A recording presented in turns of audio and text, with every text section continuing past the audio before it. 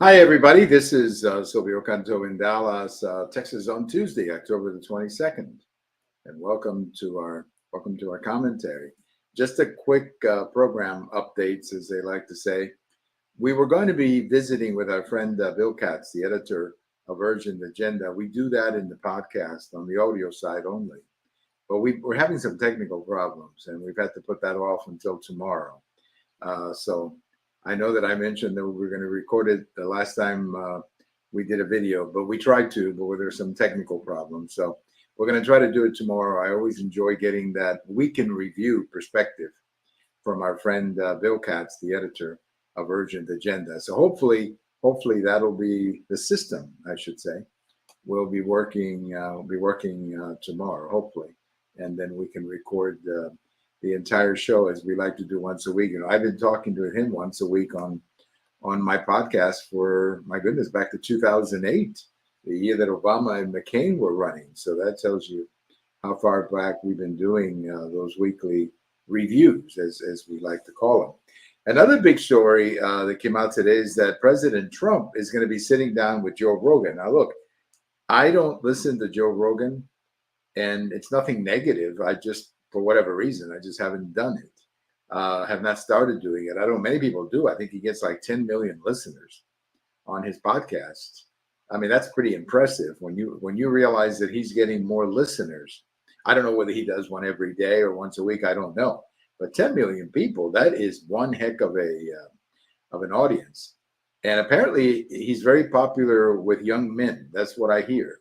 He's very popular. It's a younger audience, as I understand, Joe Rogan. So I don't know. As I said, I'm just telling you what I've heard. But President Trump is going to be sitting down with Joe Rogan. And I have seen some clips of Rogan in the past. And let's just say he gets to the point. I guess you can do that in a podcast a little easier than you could on regular radio or television. But he gets to the point. He gets to the point, as I understand, he does his show in Austin, Texas, which I didn't know that. He does his show here in Austin, Texas. So I guess the president will fly in to do the show with him on Friday. But I mean, look, or President Trump, that is, will fly in to do the show with him on Friday. Are we going to see Kamala Harris? The invitation was extended, but nothing yet. The invitation was also extended from Bloomberg, a week ago when President Trump went on Bloomberg, and they had that really interesting discussion. I liked it a lot. I thought the journalist from Bloomberg was really good. I thought he was really asking some good questions. Look, just because I'm going to vote for Trump, that doesn't mean that I expect easy questions for him. I want, not necessarily not got you questions. That's not what I'm talking about. But I want to hear a debate. I want to see the president or the candidate think about these things and tell me a little bit about why he wants to do or why he wants to do that. And President Trump does it, explaining why he believes in tariffs and all that. So anyway, President Trump is going to be speaking with Joe Rogan, and let's see how that goes. I mean, when he spoke to my goodness, I'm blanking out, the fellow from Twitter and Tesla, I'm sorry, Elon Musk, when he's, I mean, I just blanked out for a second. Elon Musk, when he spoke to Elon Musk, I think he got like 50 or 60 million listeners. I mean, the thing just went all over the world. And that's kind of the beauty of podcasts, that you can listen to it anytime you like. But that was a very successful podcast, to say the least, for President Trump to get his word out the way he did. That was pretty impressive. So let's see what happens with Joe Rogan. I'm sure he'll get millions of people. They say 10 million is a regular audience for him, so I'm sure he'll get at least that. Well, I voted early today. I went to vote about an hour or so ago, and I wasn't planning to vote today. Actually, I was planning to vote tomorrow, but I had a change of plans. And then all of a sudden I had this time available, and I said, let me do it now. So I drove over there anticipating very long lines, but I must have gotten in right between the rush hour or whatever, because I was talking to some of the election workers who are there, some of the poll workers, whatever they call them, the people who are there. And I know some of them because I've been voting there for years. I've been voting in that same location for almost 30 years. So a lot of the people who work there, you see them at every election, and there's a couple of people who work there whose kids went to school with my kids. So, obviously I have a few people to say hello to. So when I was in there talking to one of the poll workers, a lady who was telling me, I asked, when you guys were busy, and she said, we were really busy about 2 hours ago. I guess a lot of people are going before work, after work, and during lunchtime. So if you're planning to vote early and you can squeeze, let's say 3 o'clock, 3:30 in the afternoon, that's probably a better time. Because I just walked into the library where I go, and I walked in, there were maybe 10 people in front of me, but they have a lot of machines and they have a lot of help, a lot of poll workers. So they were able to get me through really, really fast. And I put in my vote. And of course, I voted for President Trump and for Senator Cruz. And, that was not a big shock, I suppose, for any of you who've been listening to me. But I voted early. And, when I was there, I was talking to one of the people who works there, that I have now voted early every year since 1990. The last time that I actually went to vote on election day for a president or a governor or a senator was 1988. I remember standing in a very long line in 1988 to vote for then Vice President Bush, who was running for president against Governor Michael Dukakis.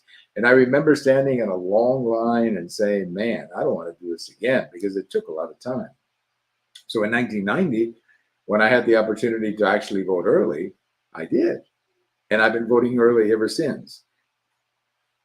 For me, it's the convenience of it, to be able to vote early and to sort of select a time when you can go vote.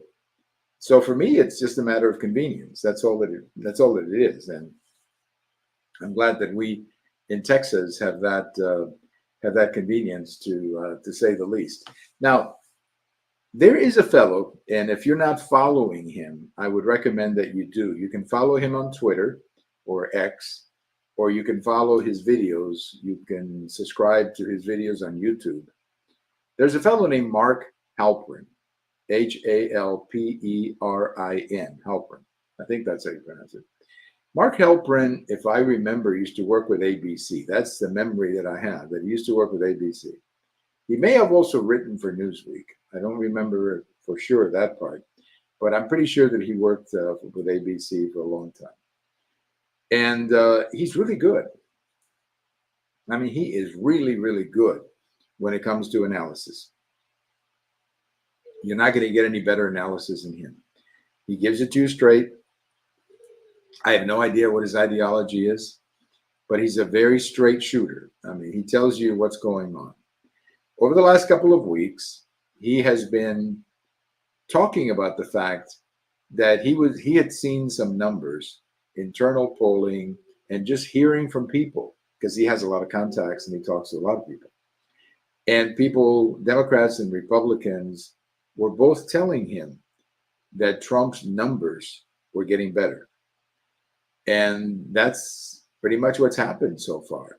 The election is not over. I'm not suggesting that the election is over. There's still time. This thing can go, it can still change between now and election day.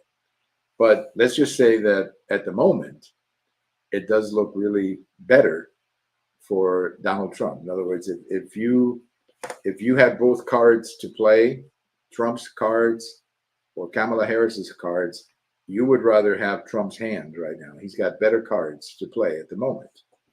So anyway, he also today in his daily commentary, he's got this like 2 or 3 minute commentary that he does every day, which is like a summary of his podcast.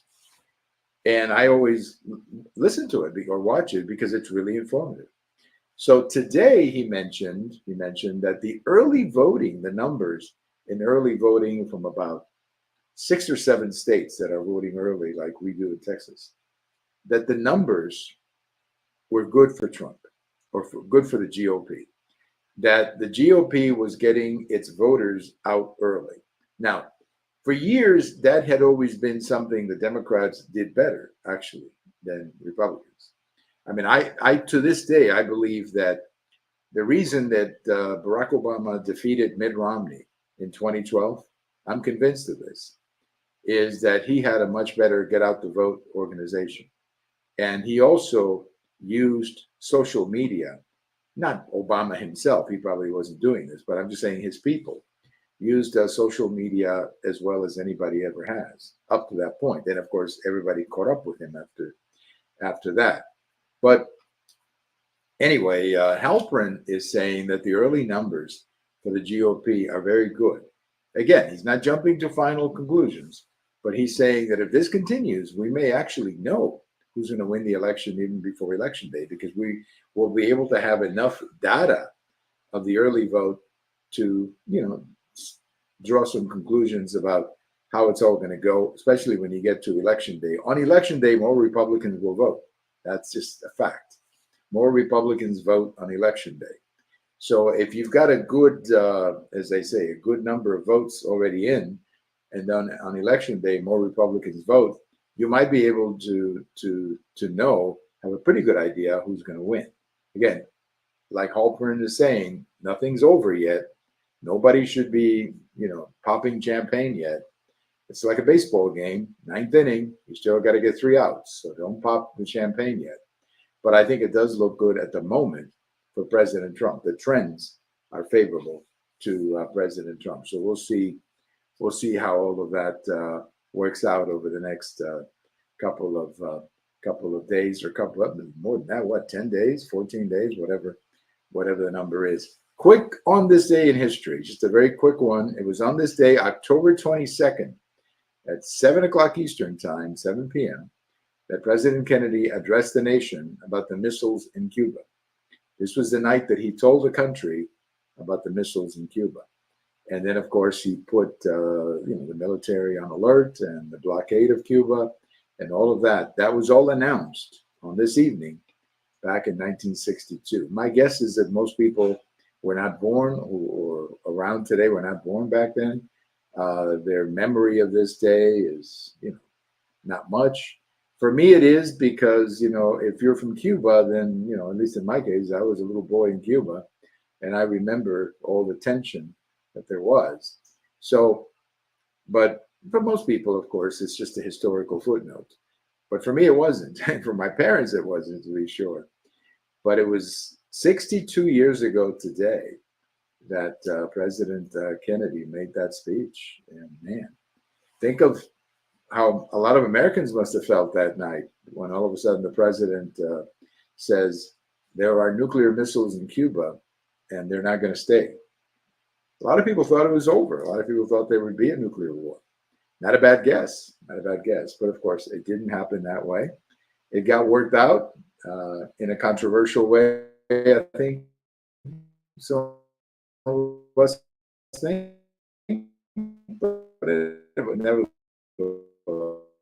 was between the United States and the Soviet Union, and Cuba was in the middle of it, to say the least. Thank you for listening. This is Silvio Canto in Dallas, and we'll talk to you later. Bye-bye, everybody.